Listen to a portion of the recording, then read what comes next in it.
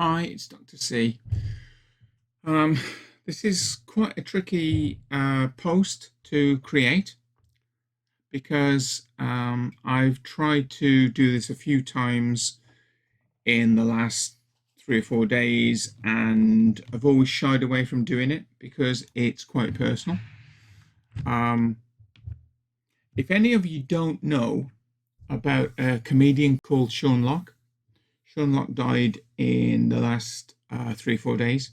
Sean Locke was a comedian that I really, really liked. He has a very, very typical kind of British sense of humour, which some people don't get. I'd like to show you a clip of some of the work that he's done before I explain why this is a particularly poignant issue for me. So let me just show you this. For British This industry, is Sean. one of the things you have to credit J.K. Rowling with. She insisted the films be made in this country.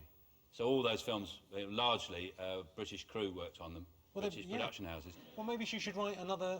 She should string it out a bit. That would be a good thing. No, she didn't. Well, You know she didn't write it, don't you? You know that, don't you? Is it? It's a biography. She met this guy called Harry Potter. He was working in a coffee shop, and she just basically wrote down his life story. Is it really a true? Yeah, it's true story. Even the bit at the end. The bit with the thing with the guy. Yeah, you know how he dies from the eats the peanut. It turns out all along he had a peanut allergy. An exceptional man, truly hilarious. Just some of the words and phrases used over the last 24 hours to describe the comedian Sean Locke, who died yesterday from cancer at the age of 58. Best known for appearing in some of the nation's most well-loved comedy programmes, such as 8 out of 10 Cats, 15 Stories High, Have I Got News for You? It was a career that he had and enjoyed, which spanned for nearly 30 years. Take a look at some of his brilliant moments. Thanks for that lovely welcome. Lovely to be here tonight at the Apollo.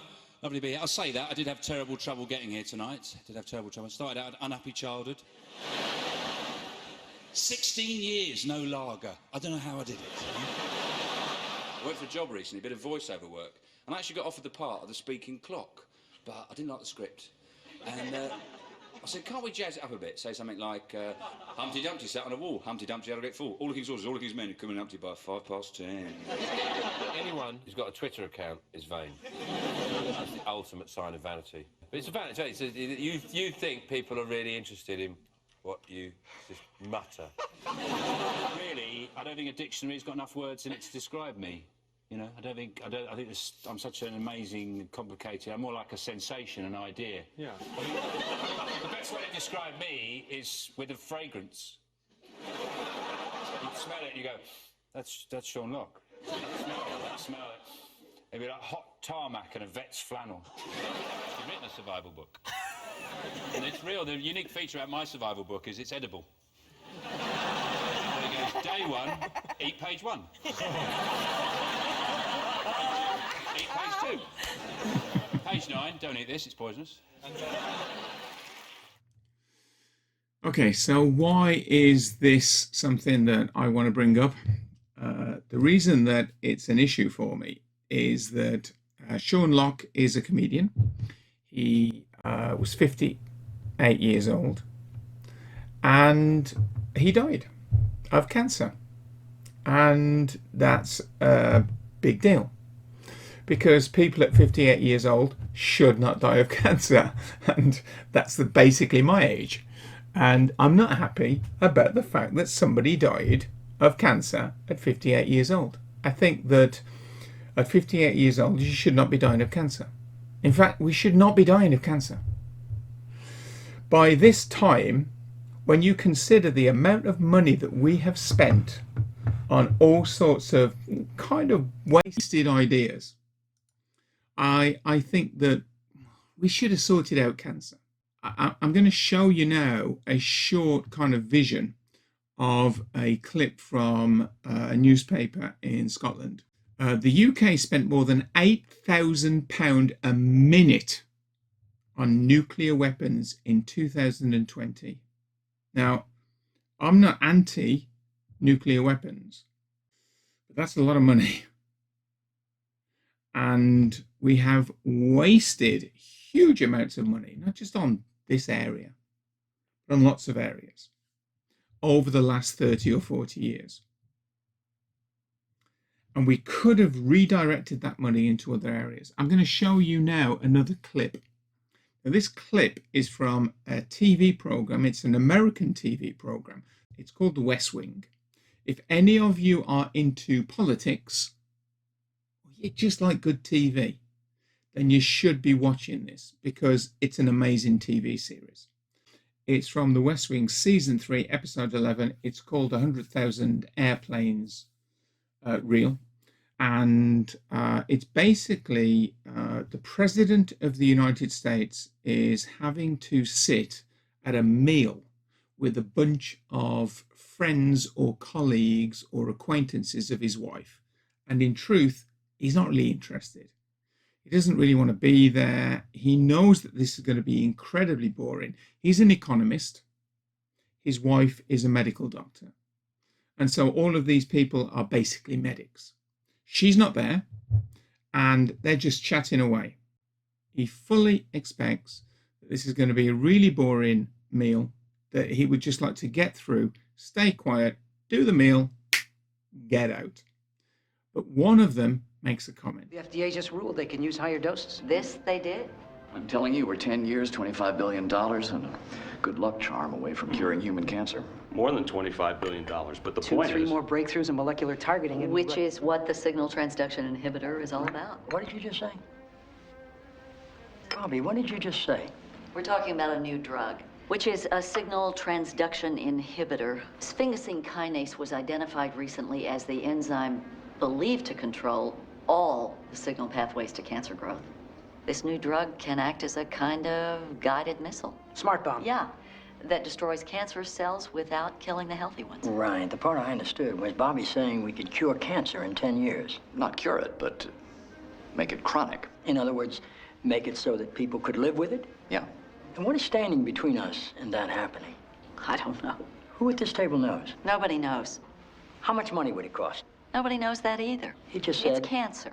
Nobody knows anything. He just said 10 years. I want to hear about this from the beginning.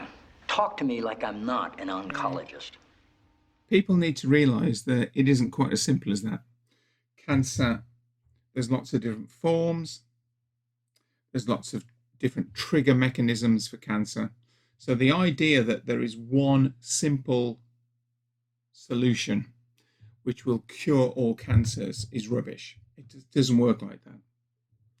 But the basic idea that we should know more about the mechanisms and the predispositions, etc., so that we can deal with cancer in a much better way is actually a reality. And Sean Locke, let's get back to Sean Locke. Sean Locke was 58 and he died of cancer. Sean Locke died of cancer at age 58. He was bespectacled, besuited, and well-groomed stand-up comedian who projected a constant air of puzzlement as he imparted his deadpan observational humour. His style was best summed up by his own assessment. When it comes down to it, comedy is rehearsed moaning. Okay, well, whatever it was, he died of cancer at the age of 58. And I'm not happy about someone dying of cancer at the age of 58. We should have sorted out cancer by now. We should have found the money and the means to sort out cancer by now.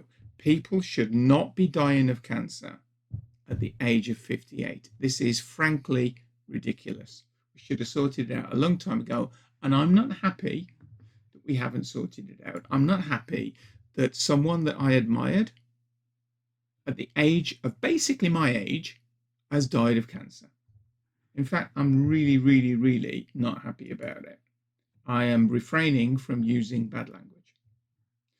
And so I'd like to kind of end this by saying that we need to find the money and the resources to support all of the areas that we need to support in order to cater to the well-being of everybody on the planet. We need to stop ignoring climate change.